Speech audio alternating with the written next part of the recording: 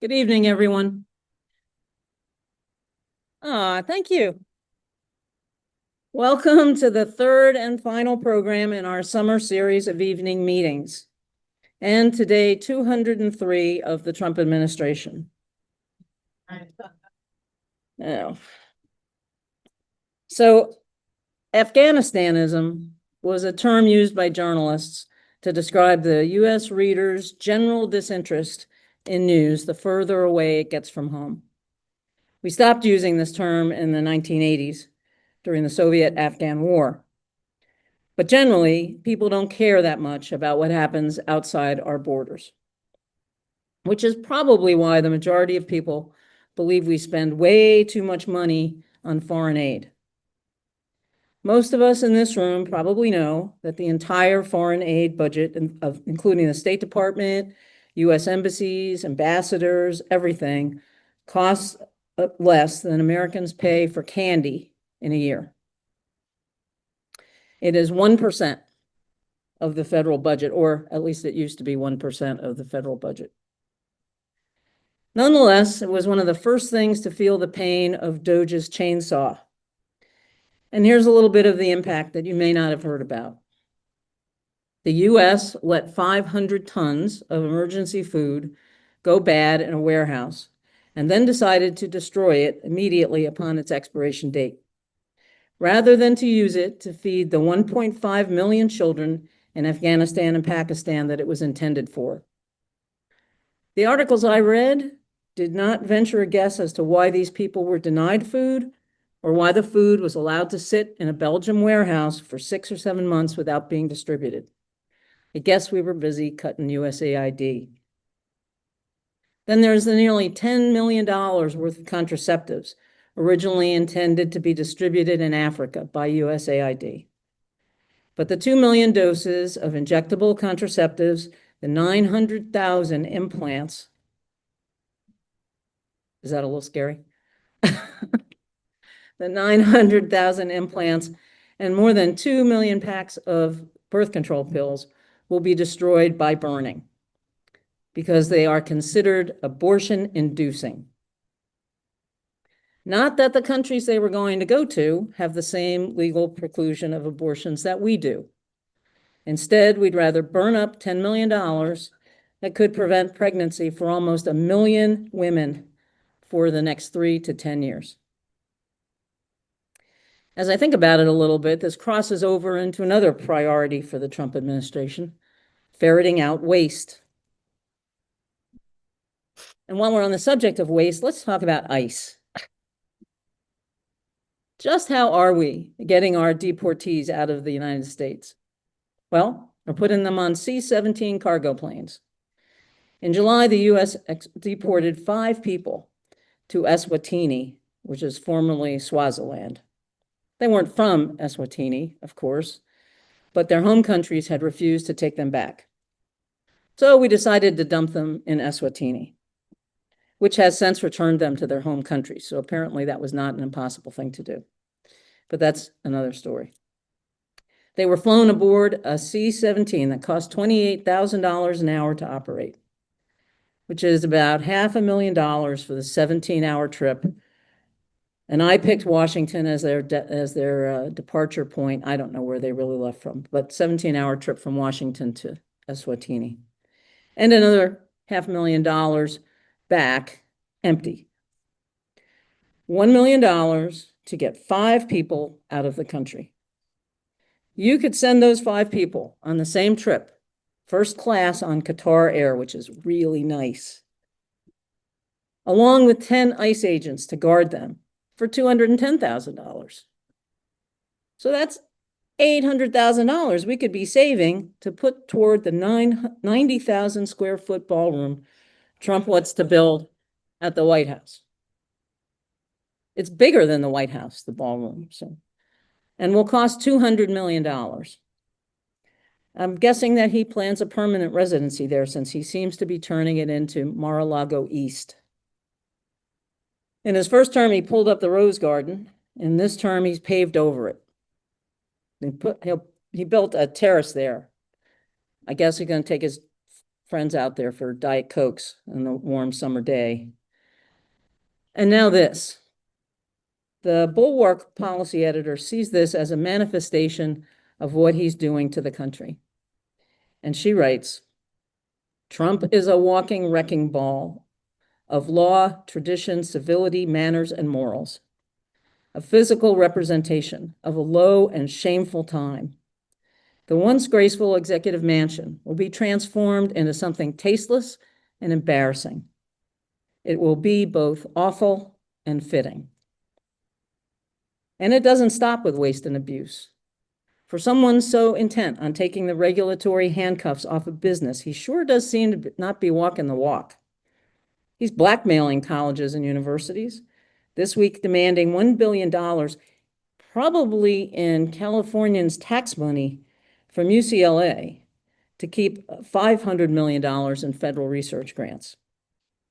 Apple came to the White House last week, gold ingot in hand, to promise to spend billions of dollars building manufacturing for iPhones in the United States. That is never going to happen, I hate to tell you. But Apple is not going to be building iPhones in the US. And today, major chip manufacturers announced, or it was announced, are now going to be required to give 15% of their sales to China in exchange for a trade license. Now, does that sound like blackmail to you? Certainly does to me.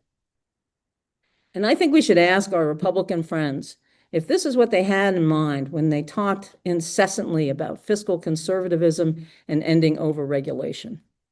I don't think so. And this is just the tip of the iceberg that we're heading straight for. He's telling businesses through his DEI executive order who they can and can't hire, telling universities who they can and can't admit, and what they can and can't study, telling law firms who they can and cannot represent.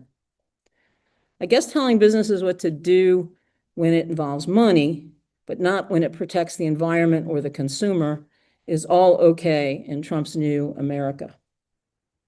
And we don't have to look too far to see Trump's new South Carolina either. So last month we talked a little bit about this. Our county sheriff has signed a consent agreement with ICE that commits them to holding county detainees on ICE administrative warrants. Those are warrants where no crime is specified, no evidence has been produced, no arrest warrant has been issued, and no legal process has been involved. Just ICE wants them. Who knows why?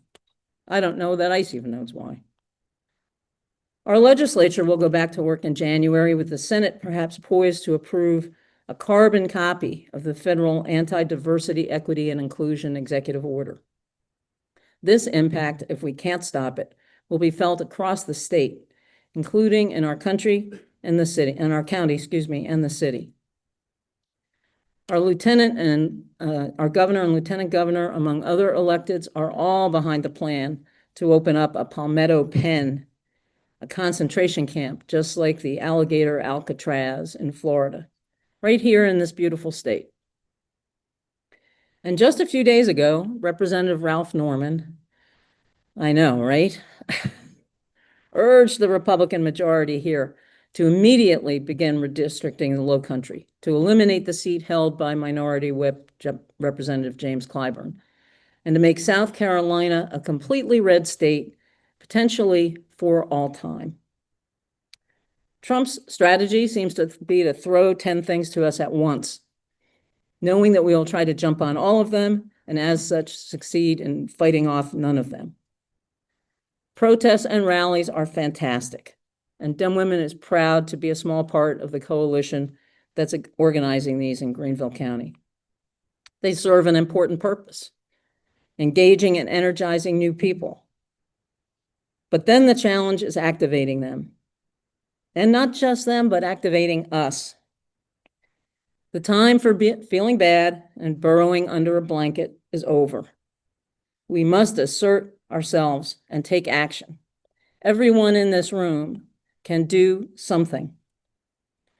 And here are a couple of things that we can do this month. First and foremost, let's stand up strong to our state elected Republican leadership against any consideration of gerrymandering the one Democratic district in this state. Such a move would nullify Democratic votes, if not forever, for an extremely long time, removing any pretense that we have fair elections here. Tomorrow you will receive an email. If you're on our mailing list, you will receive an email.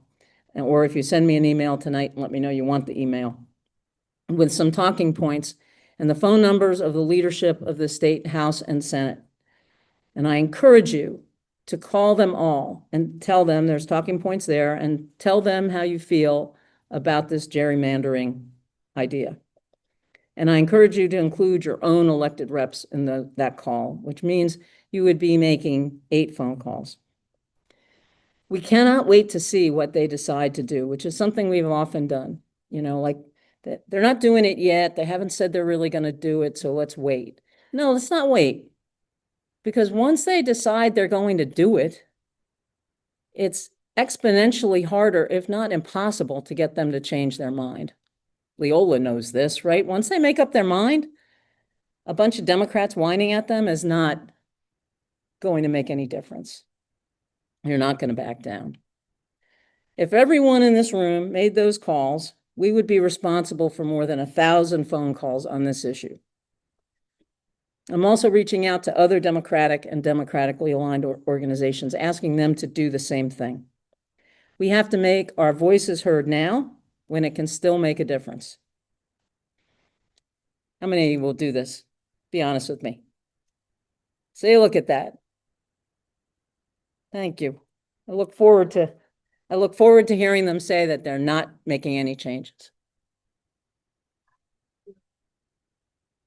Like get those form letters back, might not agree to disagree. Yeah. They're gonna do. They don't care. You know. Well, I think that may be largely true, but don't think it's a good reason not to try. We can't not try. Secondly, there's a coalition of national organizations called No Kings that includes Indivisible, which is very active here in Greenville. They've embarked on an effort called 1 Million Rising. The idea is to train activists and strategic non-cooperation tactics to fight authoritarianism here locally, and to get those who are trained to reach out and train others using the skills they've learned in these programs. There have already been 2 training sessions, and the third and final one is Wednesday night. In the email I send out tomorrow on the redistricting issue, we'll also include a link to both the first 2, which are recorded so you can catch up, and a link to sign up for the third one if you are interested. I also posted this on the Dem Women's Facebook page yesterday. And third, consider getting involved with the South Carolina ACLU's Rapid Response Network. This would be ACLU's eyes and ears on the ground, letting them know that if you see something, say something, and providing information so they can get more involved quickly and more effectively. There's a meeting Sunday, the 17th at 3 p.m. at Triune Mercy Center downtown, where you can learn more. There's no thing to sign up for, so you just go.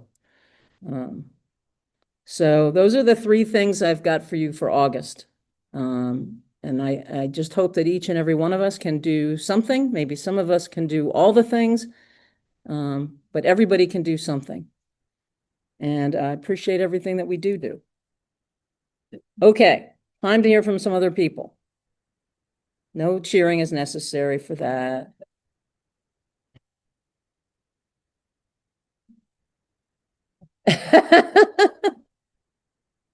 I want to thank all of you who donated for our 50-50 last month, Food Not Bombs. We raised $385 for the organization, and I thank you for your generosity. This month, Dem Women has selected the Greenville Free Medical Clinic to be the 50-50 recipient. We think that with Medicaid aid and other cuts coming down the line, this facility is going to be crucial to our community. On your tables, you have a card with a QR code, so you can make a donation here while you're sitting here, or you can make one when you register for next month's meeting.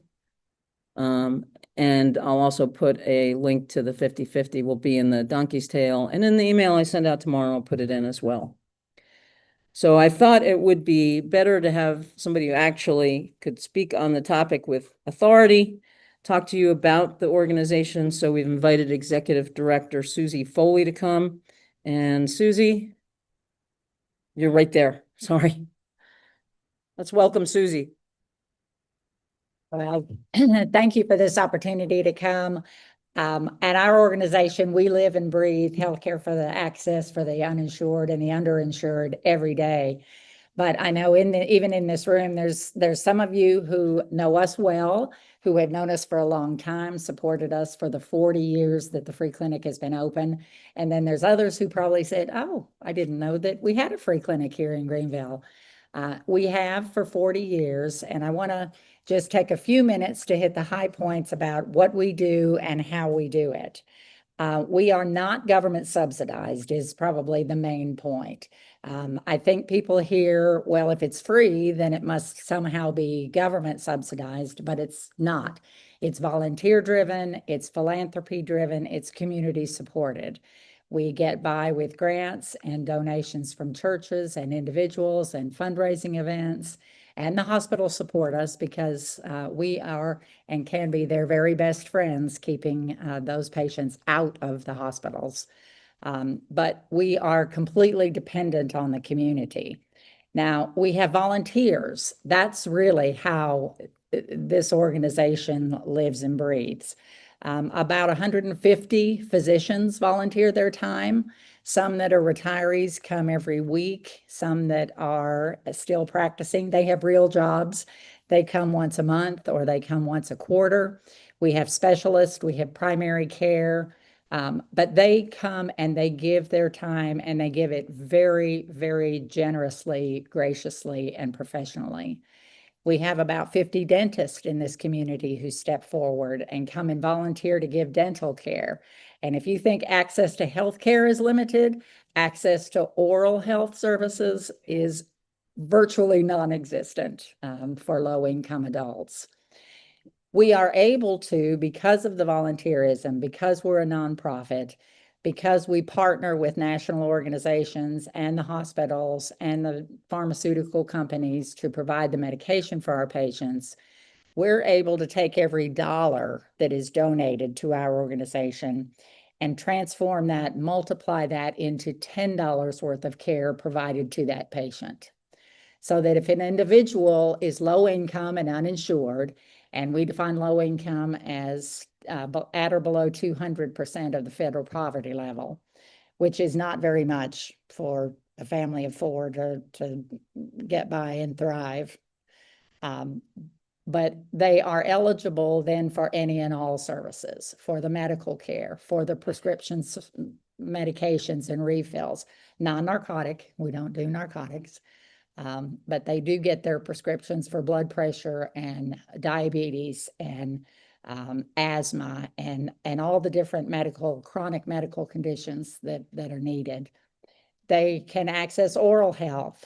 And in the last several years, particularly since COVID, we've incorporated a lot more behavioral health services into our services. It's hard to concentrate on taking your blood pressure medicine when you're constantly worried and in fear and dealing with traumatic issues and mental illness. So having that hand in hand integrated together is starting to see really some pretty significant improvements. Now, when I talk to a lot of groups, frequently there's a misconception and a stereotype of who the free clinic patient might be. I think some people say, well, it's probably all ex-cons, or it's probably all homeless people, or it's all, criminals, and it's a negative stereotype of who would be at our free clinic. But let me assure you, you see our patients every day.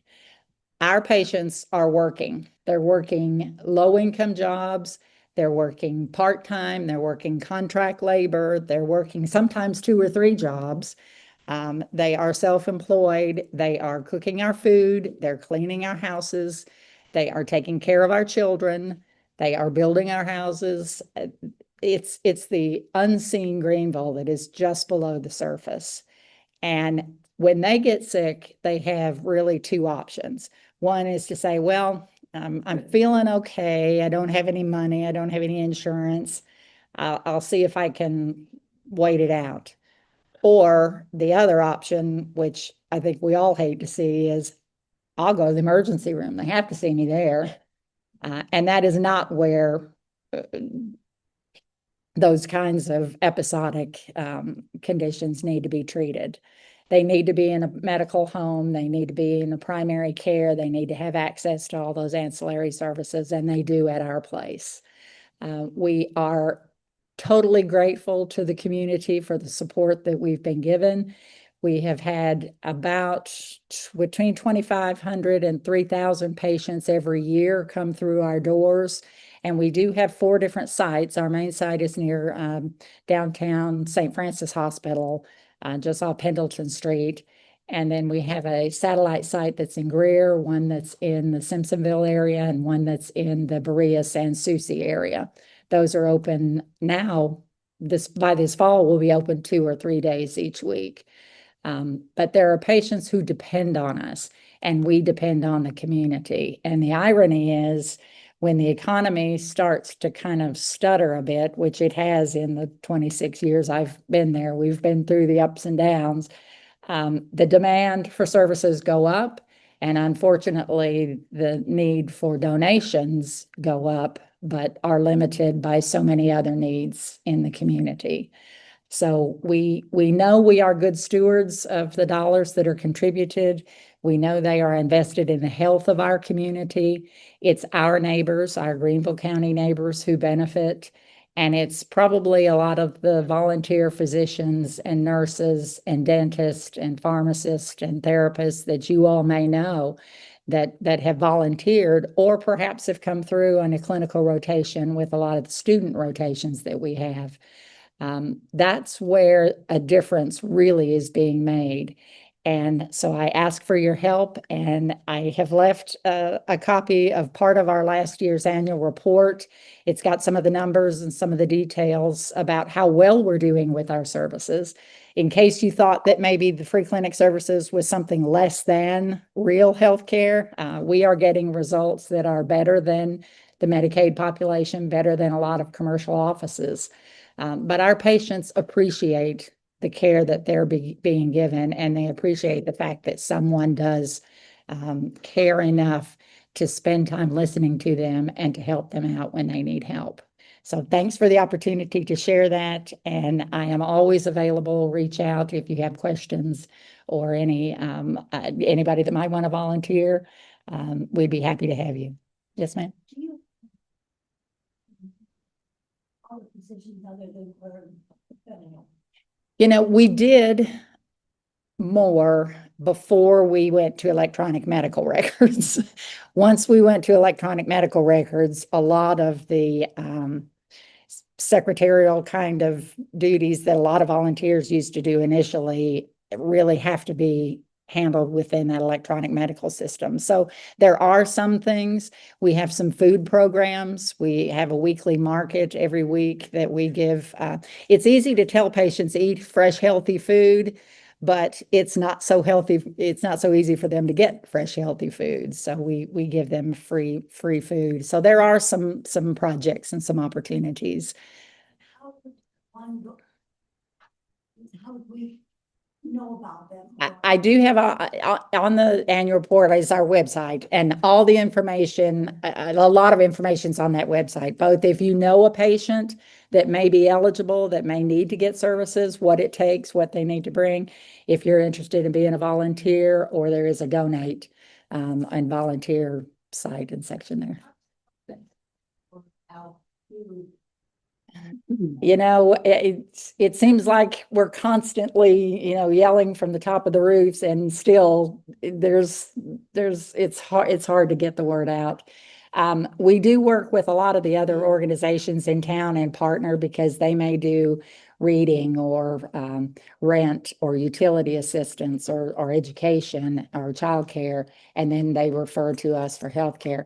We work very closely with the hospital systems because when someone is discharged from the hospital and doesn't have a follow-up doctor or is in the emergency room when they don't need to be in the emergency room, that's where we need to get that transition to get them established for care with us. Thank you very much, Suzie. I hope we can do well for you today. So today's focus is on homelessness, and it seems fitting that our caterer today is Project Host. Project Host's primary mission is to serve the homeless community. They have been a great partner for Democratic Women, a partnership I hope that continues for a long time.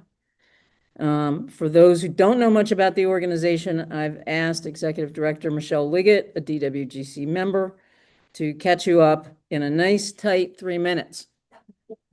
I will be brief. I see a lot of familiar faces, so I don't feel like I really need to go into the nuts and bolts of Project Host. But for those of you who are curious and maybe don't know too much about what we do, number one, we have a really great website, projecthost.org, very comprehensive. But I'll give you the less than 3 minute elevator pitch. We are a nonprofit that's been in Greenville for a little over 40 years. We're located right up the street next to the QT. Most of you would know us as the Soup Kitchen in downtown Greenville, and that is definitely our heart and soul. We feed anywhere from 100 to 150 people 6 days a week, no questions asked. But we also have 5 other programs too that fight food insecurity. We have a culinary program that's a kind of a job training. Students today prepared your meal that you're eating this evening. We have a garden out back, which produces a little over 2,000 pounds of produce, including everything in your salad and in the grilled veggie wrap this evening. We have a food truck that's available for paid events. It also goes out into certain neighborhoods and hands out free meals a couple times a week as well to kind of expand our reach a little bit. We have a kids feeding program. That's a tough one for us right now. That's one that's being targeted by federal freezes. The only time we have anything to do with any government is during the kids program. We work with food nutrition services to get reimbursed for feeding kids in after school and summer camps. Kids that are in a 50% or higher free or reduced lunch rate area, kids that deserve to have a full belly every night and that need it to help make sure that they grow and thrive. And then in addition to all of that, I'm missing one. Oh, we have a bakery. The cookies tonight came from the bakery.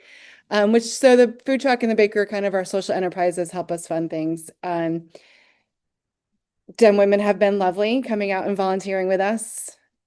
I know Suzie can attest, volunteers are hard to find. Greenville is a very generous town. This has been a really rough 4 years, 5 years since COVID.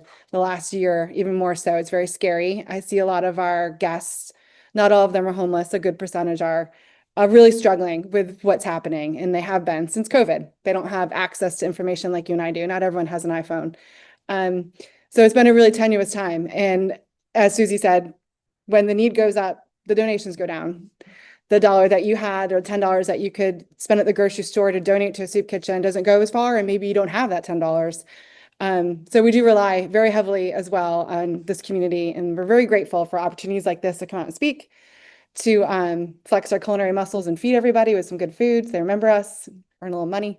But that's about it. I hit my 3 minutes? I think so.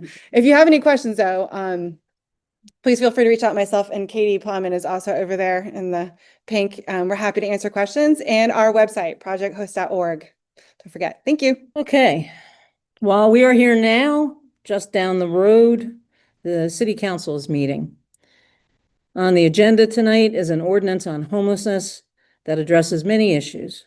Not surprisingly, there's been some misinformation, a lot of differing opinions on how to address the growing problems a surge in the homeless population presents. From huge cities like New York and LA to smaller communities like ours, homelessness is proving itself to be an issue with many facets and no clear, easy solutions. To that end, a coalition of nonprofit organizations and governmental agencies formed Greenville Together to develop and execute workable solutions. Today we have 2 speakers. The first is Jennifer Sheorn, Executive Director of the Triune Mercy Center.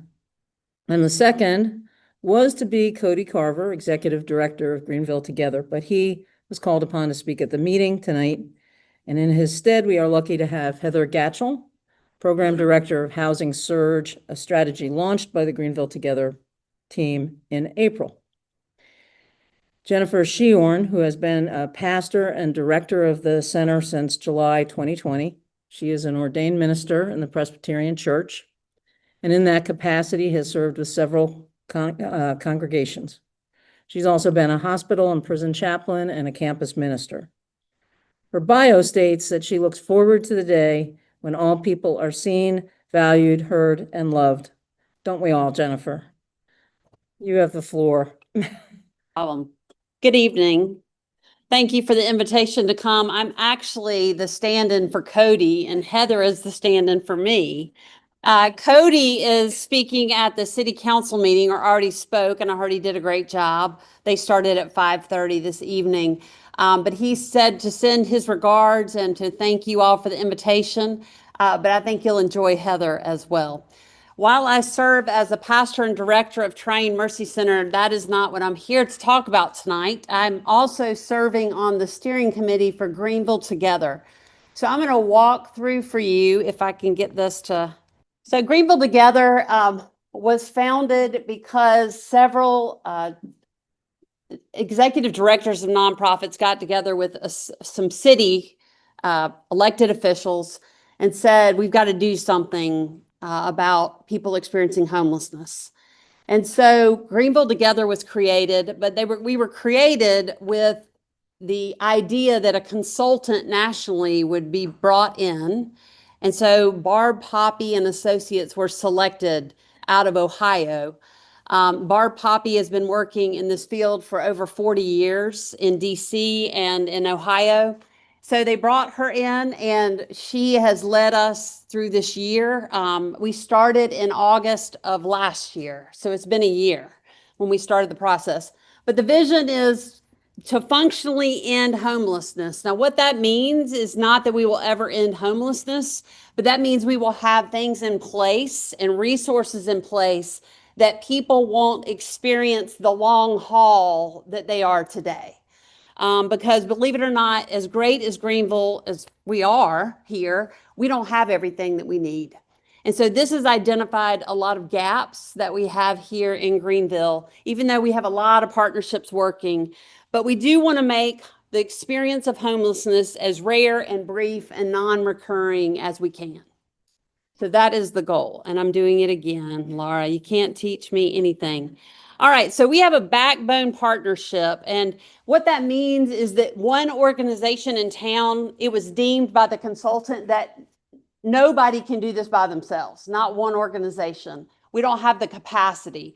So what we're doing is United Way is named as the lead, which means they're the ones who coordinate the lead backbone and the fiscal sponsor of Greenville Together. Then we have United Housing. United Housing Connections, they do the data collection because they work closely with the COC. And so the COC is your 13 counties in the upstate, and that's all your federal money is the COC. So they do all of that. So they are a data collector. And then you have United Ministries. So United Ministries' role is to work with the Lived Experience Council. One of the best things that Barb Poppy and Associates require is that people with lived experience be in every single decision-making window that there is. They are paid by the hour to serve on various groups. And so United Ministries takes care of making sure they are paid back or transportation is provided, you name it, for the Lived Experience Council. Finally, the one that doesn't fit, the three Uniteds fit together. And then you have Triune Mercy Center. And so what we do is we have the staff performing the housing surge. So we have 10 individuals who were hired specifically for the housing surge to take place. And Heather will be talking about that in a minute. These are just names of who is on the steering committee. Carl and Reverend Sean Dogan, they are the co-chairs of the steering committee, but you'll recognize some names in there. Ryan Dirk is the CEO of Miracle Hill. Lizzie Beber is the CEO of United Ministries. Megan Barp is the CEO of United Way. Candace Timmerman is the CEO of United Housing Connections. Gage Weeks is with Hollingsworth Foundation. So you see different people in there. Bryant Davis is with the city. And Brian Brown should be on that list as well, and he's with Greenville Housing Fund. Then over here is your Lived Experience Council. So you can see we have one more person on the Lived Experience Council than we do on the steering committee. These are all the partnering, participating organizations within Greenville Together, because we cannot do this very important work alone. So you can see there that we have Sphinx and we have Salvation Armies on here. And there's probably even more than this, but this was the start. As of January 2025 in Greenville County, we have recorded over 739 individuals experiencing homelessness. This is some of the data that was collected. You can see here that there are way higher, more individuals experiencing homelessness than households with adults and children, which we call families, or households with just only with adults. Like a person taking care of their parent or something like that. And then we have the few that have the households where a runaway teen might be the situation there. Then we have here, there are more people who identify as male than there are people who identify as female. However, I want you to see that it is still high that women are represented experiencing homelessness. And Heather might refer to that, but women have 19 more hoops to jump in this town than men do experiencing homelessness. This is some data breakdown on age. The key takeaway is though the middle age demographic is the highest, there's still a substantial number of children under the age of 18 who are experiencing homelessness. Cody did this slide. I would add, and elderly. We are seeing more and more elderly.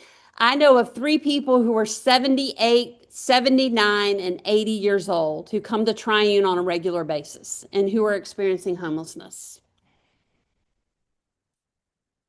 Compared to high-performing communities, Greenville has fewer permanent housing options. This is one of the gaps that I talked about that we've been identifying.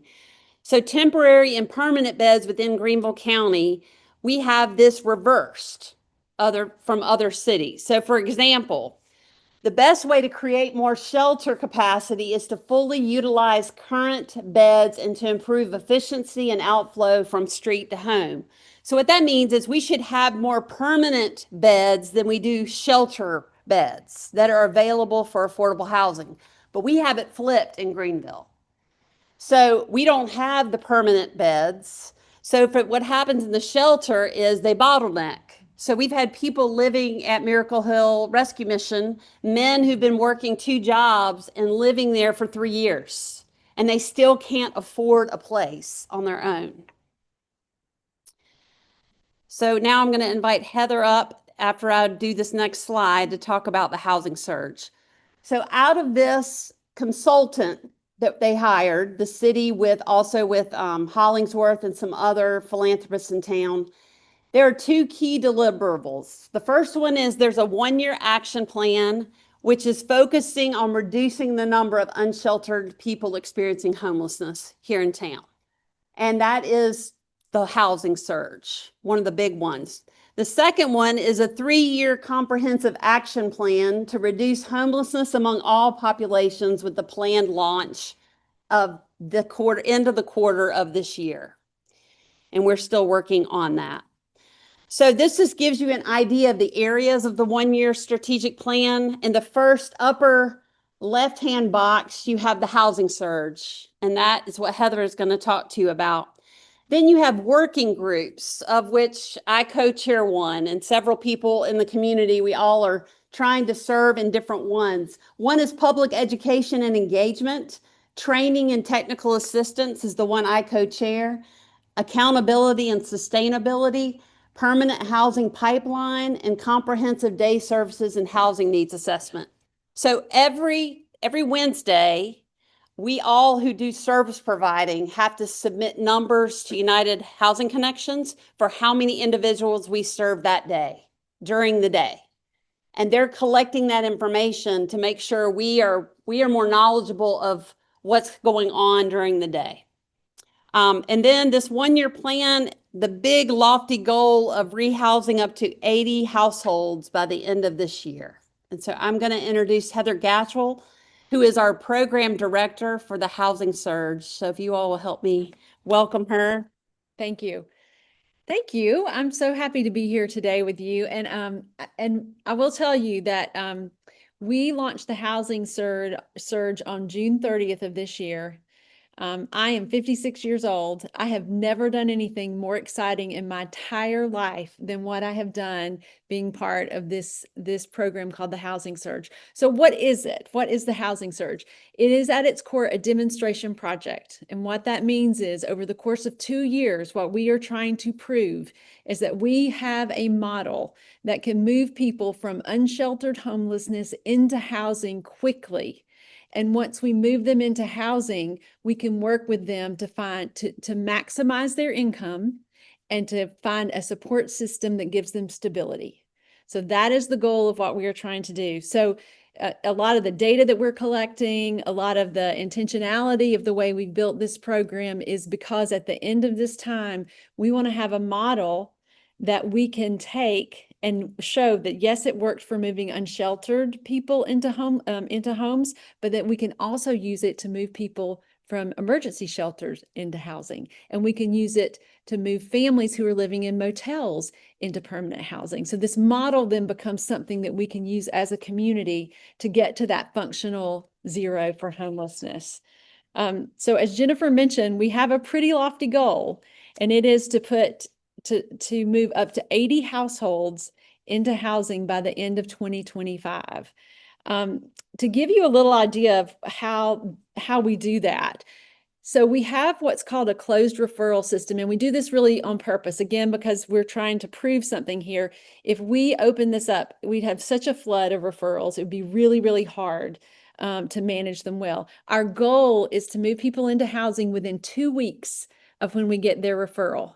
For any of you who've worked in this space before, you know that that is utterly impossible typically, because you either have trouble with documentation or they don't qualify for that with the criteria that an apartment has for their application, or they don't have the income that's needed, or a million other things, evictions on our records, or a criminal background, or maybe they don't have an ID. Did you know if you don't have an ID, you can't rent an apartment? Or maybe they have an old power bill that they hadn't paid.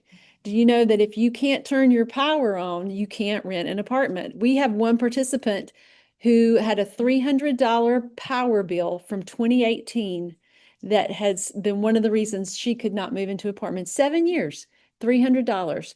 Completely something we can overcome, but she just couldn't in the situation she was in. So we have a closed referral system. So once a week, we get referrals from the Greenville Police Department and from a group called the Homeless Outreach Cluster. And these are people that are on the front lines. And the only thing we've asked them to do is make sure the person is living unsheltered. So they're either in a tent, on the street, in a car, some uninhabitable place, and that they're the most vulnerable this week. So those are our criteria. We get the referrals, and we have our team that Jennifer mentioned, our 10-person team. What's really special about this program is we don't just have these dynamic case managers that do an amazing job. We have 2 clinical supervisors. We have one person who focuses solely on income and benefits, increasing people's income, making sure they qualify for benefits. And we have one person whose sole job as our housing navigator is to develop relationships with housing providers and landlords in our community to encourage them to reduce their criteria, be willing to take some of our participants. We do offer an incentive for that, and to work with us to move people into housing quickly. And people are doing it. Like, we have housing providers who are showing up, and they are being partners with us in this. We do provide rent for the first year. After the 3rd month, we ask the participant to pay 30% of their income, whatever that is, as we work with them to maximize their income and increase their support system, so that as they exit our program after the year 2, we know that they're stable. And that is the whole purpose of this program, is to leave someone stable. Again, I think one of the special parts of this program is that we have the intensive case management and support services.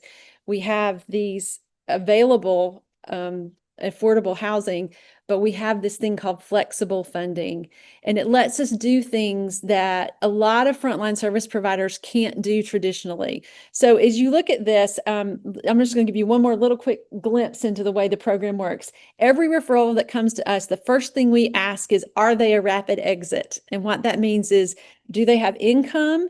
And do they just need a little help, like maybe a security deposit to get into an apartment? Or just something to kind of get over that hump to get stable? Or do they have a family, a support system that we could connect them with? So that's the first thing we ask always. If they don't, then we're going to look at street to home, and that's our more comprehensive program where we're going to be with them for 2 years. We're going to help them with their rent. We're going to work alongside them.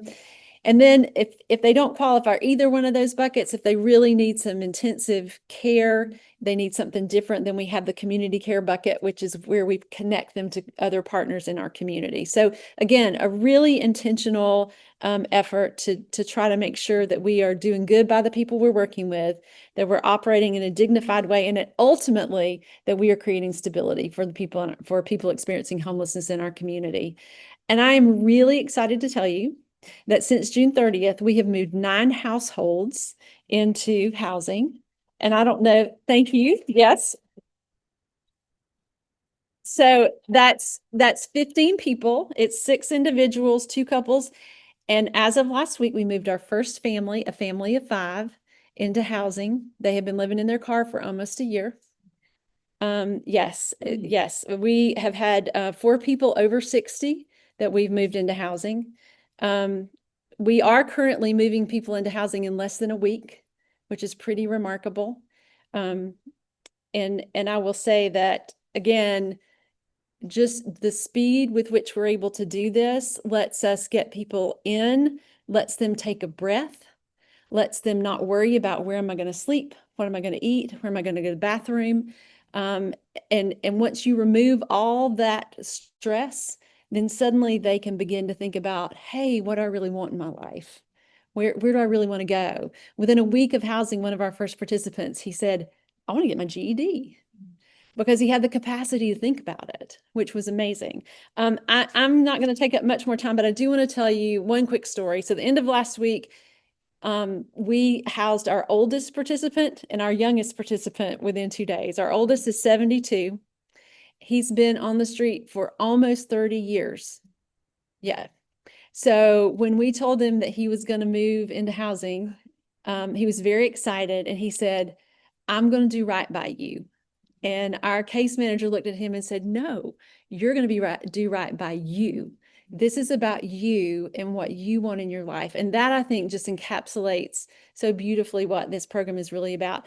And then the flip side, the youngest was the youngest of 3 in the family that we housed. And when we put them into housing, we had the mattress for the parents, but we didn't have the bed frame yet. So I was apologizing, we don't have the bed frame.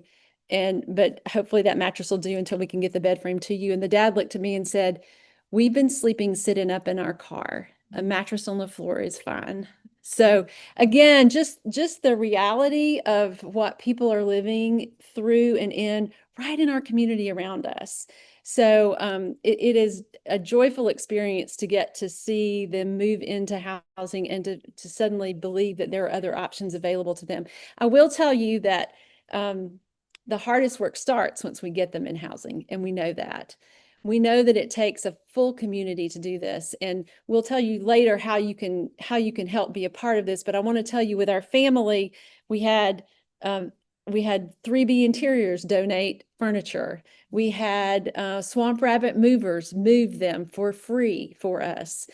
We had all kinds of people come around and contribute to help make sure that family got in there. And when we found out that the storage unit they had not been able to pay for it, and they'd auctioned off all their stuff, which included their kids' bikes, we told Mill Village and Village Ranch, and Saturday morning I got a picture of 3 incredibly happy kids with their new bikes and their new helmets, thanks to Village Ranch. So even if you don't know that you or can't think of how you might be a part of this, I promise you there are ways that you can engage and be a part of this. If you want to help with budgeting, if you want to teach somebody how to cook, if you want to donate furniture or furnishings, there's so many ways that you can be a part of this.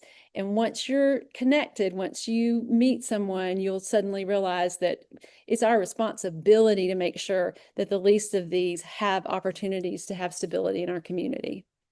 Give a quick example of Ollie, the Searchlight. A great example of how people have helped. We asked the Searchlight Group, which is a part of the Ollie program at Furman, to help us with furniture, because that is a big thing. When we move people into housing, we furnish the housing for them. So imagine if we're moving, 80 households, that's a lot of furniture. So the Searchlight Group took this on, and what they have done is nothing short of remarkable. In addition to talking the city into giving us a warehouse where we could store all our furniture, they arranged with RO Hotels to have about 70 rooms from a hotel in Atlanta that's getting renovated, donated the furniture. So dressers, beds, side tables, coffee tables. So that is coming to us. They arranged with Engineered Sleep to provide mattresses for us and secured a donation that would pay for $5,000 worth of mattresses for our participants. It goes on and on and on, just the reach. And this is just a group of people saying, we think we can do something and make a difference here. So again, I lift them up. If you know anybody that's on Searchlight, please thank them for us and what a huge difference they've made for the work that we're doing. Anything else? Yeah. So we have an ordinance that is here. We don't have much time, but we have a QR code here. If you want to put your phone, put the camera on it, and a link will show up. That will give you the ordinance to read over. It is also listed on the Greenville City's page under City Council meetings. It has the ordinance number and what the ordinance says. I will give you a basic one thing out of the ordinance is that no one can lie down for over 2 hours downtown. So we gave an example of what if somebody has your toddler and you're watching Shakespeare in the Park and it's gone 2.5 hours, things like that. I will say that Councilman DeWorkin wrote this ordinance, John DeWorkin, and he has met with several of us service providers 3 times. We asked to see the ordinance before it was written and it did not happen, and he said that was a big mistake. So we hope that that will happen. I messed it up again because I like to touch your mouse. But what's going to happen is tonight they could not vote on the ordinance because it has not had its first reading.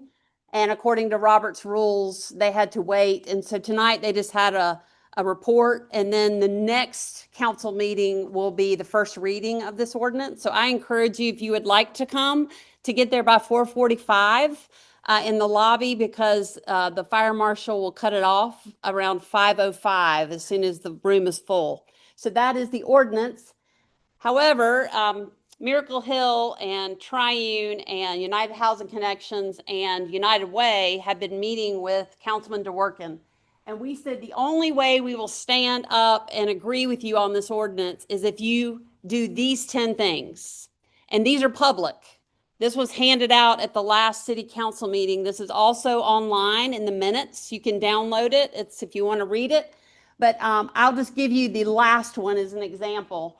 Before enforcement, there must be adequate 24/7 shelters, bathrooms, and outreach expansions.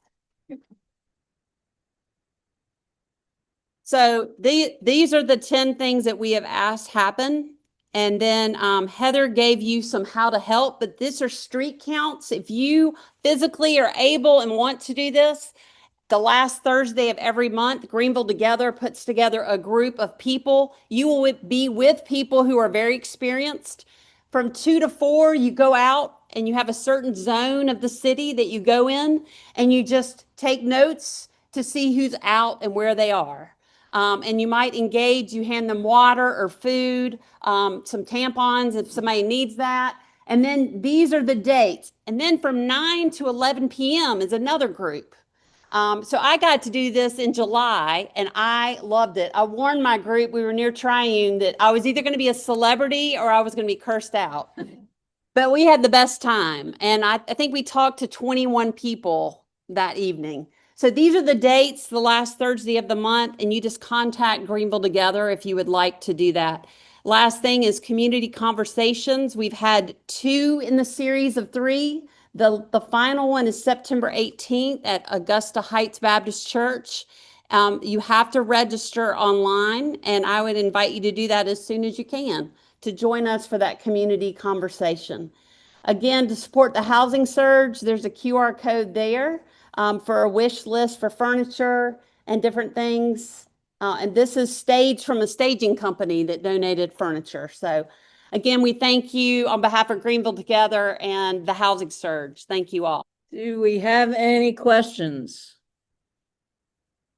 What kind of home care training do the recipients receive? And are there landlord concerns, as there is with title housing, low income? I don't know what title housing is, but Yes, you yes. guys do. So we are, in fact, actually, this is a great question, because just today we were looking at what sort of ongoing home training, I guess is the way you would say it, work we want to continue to do with our participants. And they're coming in at different places, right? Like there's one participant we have who is way neater than anybody in my house and keeps his apartment spick and span. There's others that are going to need some more training. So it's individualized, but we do have some criteria we did a lot of training before we started this program, looking at best practices for the Housing First model and other programs around the country that have had success with doing this kind of thing. So, but we do welcome and always welcome anyone who has some ideas or would like to speak into that.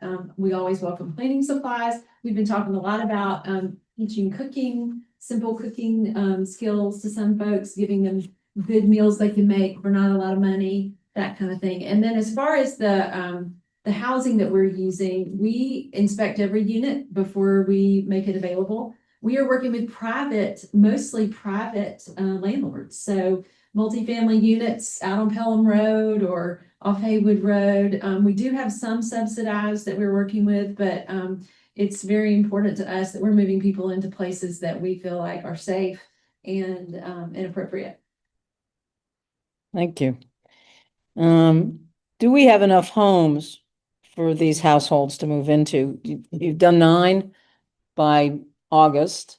You've got 80, so you've got 71 more to do in the next 6 months. Right. So what I'll say is, as long as you can pay the rent, there's plenty of spaces out there. It was interesting when Jennifer was showing you that that backup that we're seeing in shelter. It's a very real thing. And so what we are doing right now is we're sort of overstepping that barrier by helping with rent for the first year, working on maximizing people's income. And we will make sure before they move into the second year that they are right housed, that their income matches the housing they can afford, so that when they exit the program that they are stable.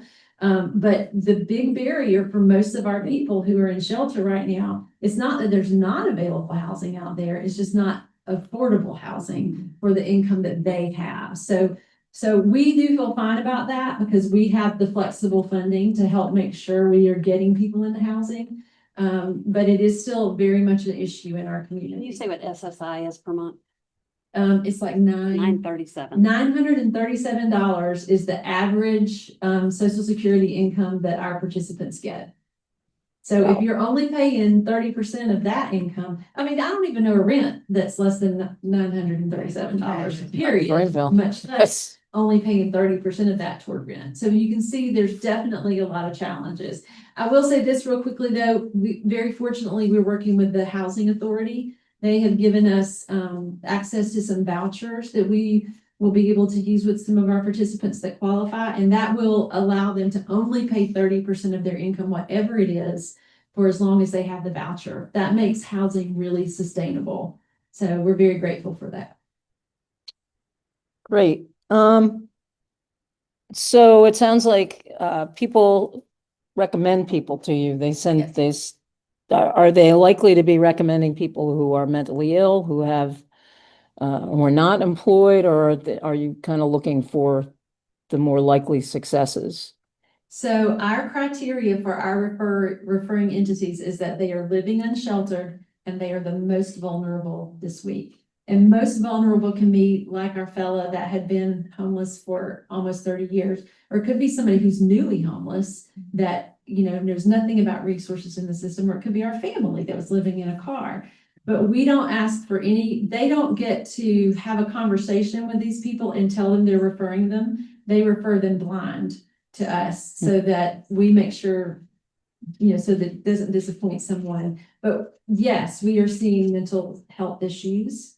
We have seen some addiction issues. A lot of our people don't have that though either. So we don't have any criteria. We believe we can house anybody. We will try to house anybody. And if they need assistance in some other areas, we're going to make sure they get connected to what they need. Because they closed referral system and you only take up to 4 Yes. referrals a week. Closed referral system, thank you, Jennifer, which is intentionally a part of this program. And we get to tell our referring entities how many referrals we want a week. So we'll either tell each of them to send us 1 referral or 2 referrals. So the maximum we get every week is 4. And that again gives us the ability to process and do the intake and get people into housing. The goal is less than 2 weeks. If we can keep getting people into housing in less than 2 weeks, then we can get them stable, and then we can start working toward our other goals.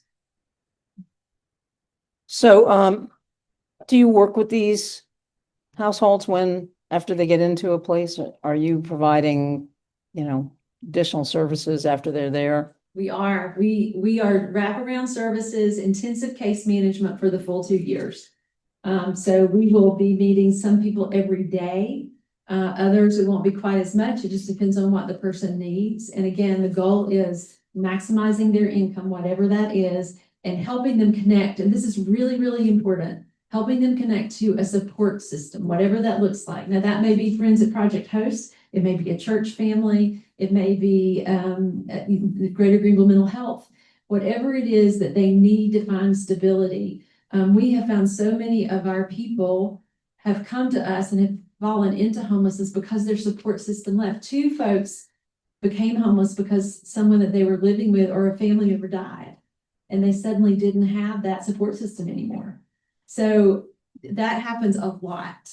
So each case manager has up to 15. Yeah, so each case manager will have up to 15 households that they're working with over the course of the project, which is actually, compared to other case managers at other nonprofits in our community, that's a low number, surprisingly. I'm gonna let you read this to yourself and then I'll come back to you.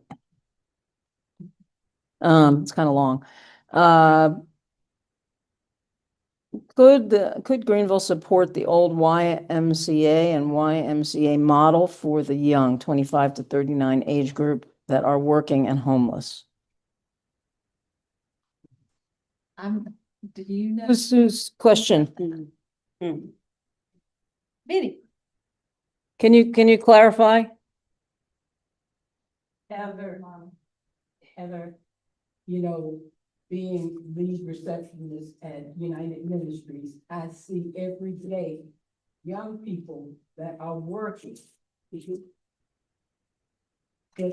but are homeless.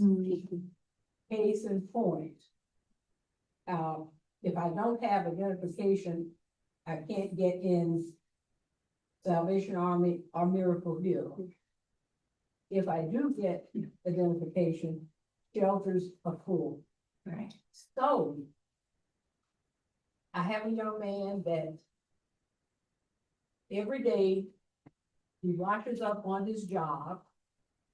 He's working, but he's sleeping in a church doorway at night.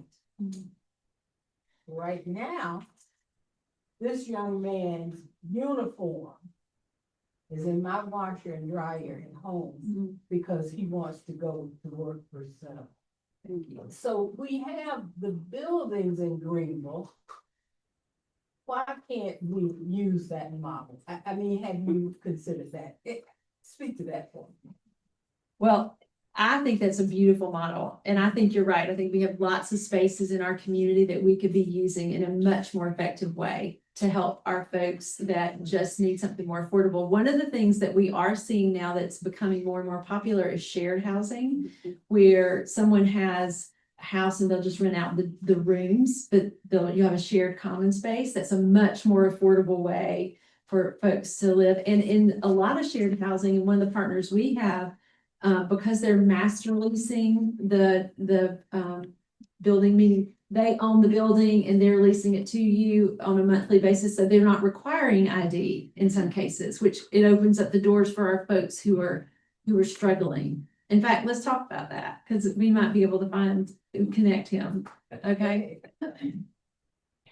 This was a question from someone that Triune received a grant recently from Greenville Women Giving for $50,000. We have, if you've driven by Triune, we have one of our porches, our overhangs, has become a hangout for some drug activity. And we can't have that on our property for numerous reasons, but the most important reason is we serve a very vulnerable population. And we have a mixed population. So we wrote in to ask if we could cover that, extend the doors out, which may sound harsh to some people. I mean, this gentleman's living on a church porch. But what we have discovered at Triune is once you allow that to happen, more and more comes.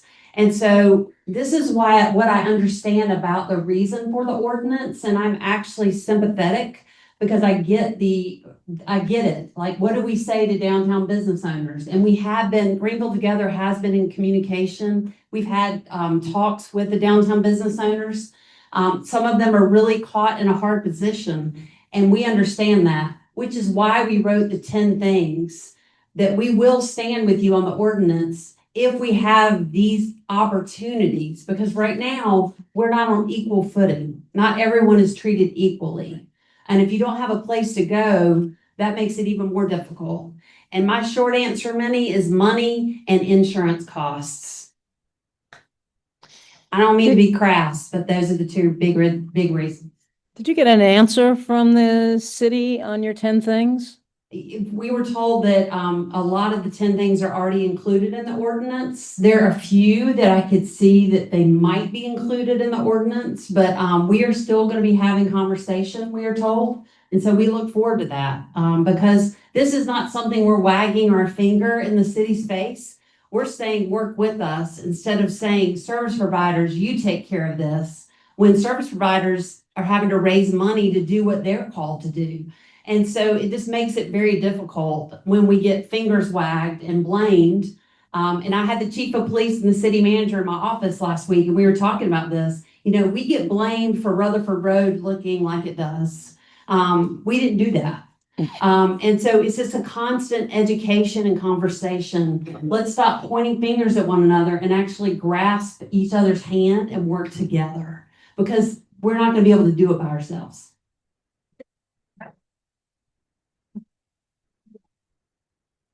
So I think that answers this question about keeping the city council on track with Greenville Together's plans. Two more quickly. How has the $1 million cut in affordable housing funding by Greenville County affected your mission? I wouldn't say it's affected our mission because ours is within a certain demographic of a geographic location within a mile of Greenville, the city limits. And so, but for the county, what it does is it takes away the creative licensure to think outside the box for what $1 million could do. And $1 million could do a lot. And so I'm hopeful that the county council might see what the city's doing and maybe step it up. But they won't do that without all of us going and speaking out. Mm-hmm. Talk about how it's not really available. Yeah, and affordable housing is not available at all really in the county.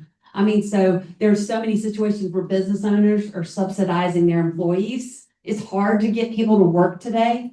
It's hard to get staff and to maintain your staff. But then if your staff can't afford to live downtown, that's really hard. So I know Carl is subsidizing several of his employees downtown, so that they could live and walk to work.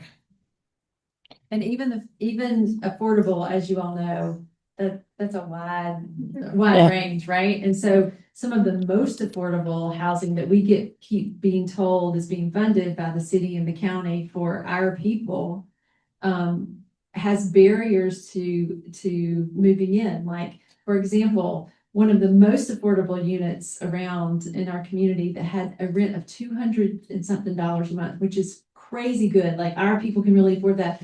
One of the barriers for the application that they wouldn't accept your application is if you had a trespassing charge. Do you know how many people experiencing unsheltered homelessness have a trespassing charge? Just about all of them, because at some point you're sitting, laying down, sleeping, something in a place that somebody doesn't want you. So that's another conversation that we're really trying to have now, which is thank you for these affordable housing units. However, if you really want the people that need them to have access to them, you're also going to have to soften some of this criteria or be realistic about some of the criteria so that they can actually get in, remove some of the barriers. I also want to thank the city Yes. for the homeless court that we have. However, there's a lot of misinformation about it. It's only for misdemeanors, 30-day charges within the city of Greenville. Now, the county is looking for a homeless court as well. They have it once a month at Triune Mercy Center. We're just the host. And then people come, but it takes them coming 5 or 6 consecutive first Mondays of the month. You all think herding middle schoolers is hard? You should try to herd people experiencing homelessness who get their phones stolen, their IDs stolen. One day they get a phone and the next day it's gone. And so we have a mail system at Triune, and doctors will come and put notices in. You have an appointment so they can find out, but it's very hard with a transient population to make sure they make their appointments. So we're trying to educate even the city to say thank you for the homeless court, and it's going to take a while to get this going. Well, that segues well into my last questions. How long do you see this program continuing? Is there a point where you say, okay, good, we're done, we finished? And do you have the funding, like a renewable funding sources that are going to keep you going for however long that is? As a person of faith, I would say, yes, we're going to continue this as long as there's a need. And as a person of faith, I will say the funding will come. So we're running a little behind, so I'm going to skip a few things, which means I'm going off book, which God only knows where that will take us. But Leola's a person of faith, so.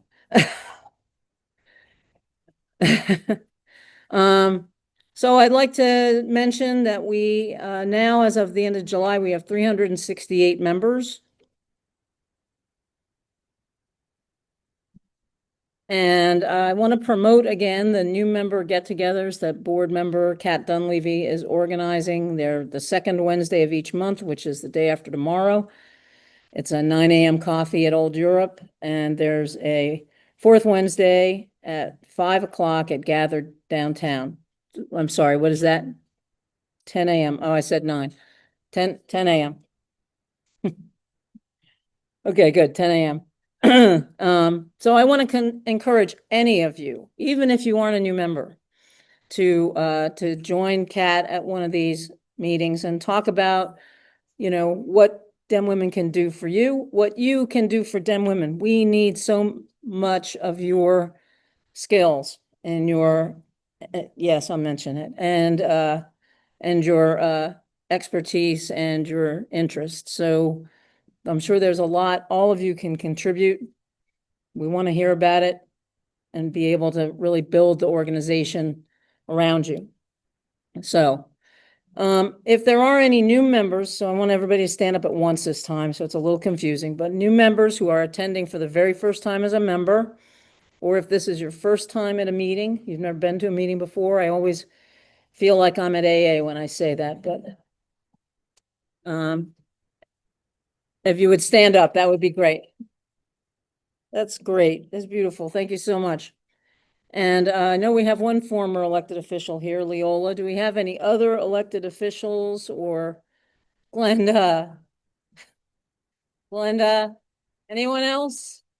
Up. Glenda Morrison Fair is our school board trustee, doing God's work. Okay, so we're gonna skip this and we're gonna go to this really quickly. In July, according to our bylaws, I know we missed July, but we're pushing it a little bit.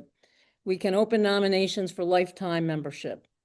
2 years ago, we conferred lifetime membership on the late Edith Chu, an honor she was no doubt due years before.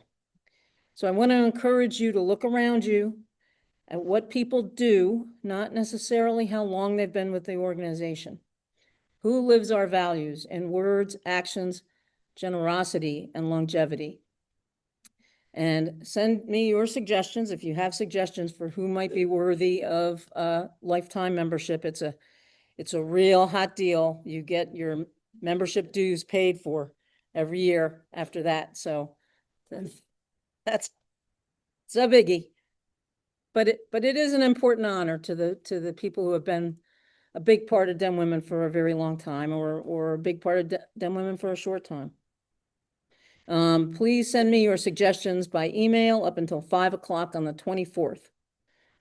The process will be that the board will consider all the suggestions and determine which one, we are limited to one per year, should be proposed, and then we'll present that to the paying members and they will vote and determine if that happens. So send them to me at demwomen@greenvilledemocrats.com and we'll get this process moving for 2025. The last thing I want to mention is I was at a memorial service on Saturday for the granddaughter of a friend of mine, Melody McFadden. You might remember Melody. She spoke here in June of 2024. Her granddaughter, Miel, was 17 years old and 19 weeks pregnant when she and her unborn child were victims of the senseless and unending gun violence that Melody has devoted her life to eradicating. There were several of us there. Evelyn and I were there together. Lynn and Steve Ramirez, Doris McLallen was there. None of us knew Miel, and most of you don't know Melody, at least not personally. But I would like to take a moment just to think about Miel. She was a bright, from all accounts, a bright young woman whose entire life was ahead of her. But she's also an avatar for everyone cut down by gun violence before their time, whether that's at 20, at 50, or at 70. For everyone who's not going to walk down the aisle or see their daughter do it. For all of the untapped potential that is lost and the millions of tears that are shed.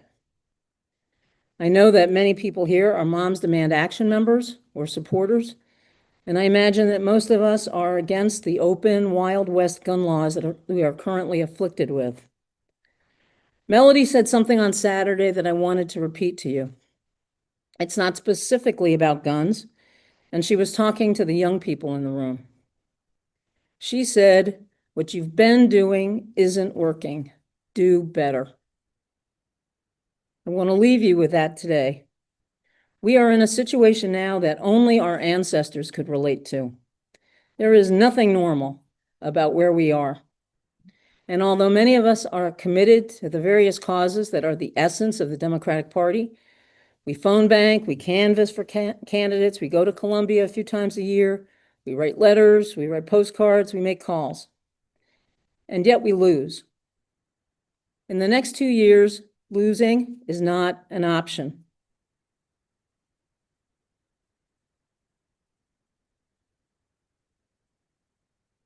What we've been doing isn't working. We must do better. We are looking at alternatives to the usual things and expanding our horizons. DEM Women is reaching into our pockets and finding new solutions to old problems. We may ask you to help. We will ask you to work. because losing is not an option, not in 2025, and certainly not in 2026. And what we've been doing isn't working, and we must do better. Thank you for coming today. We'll see you in September.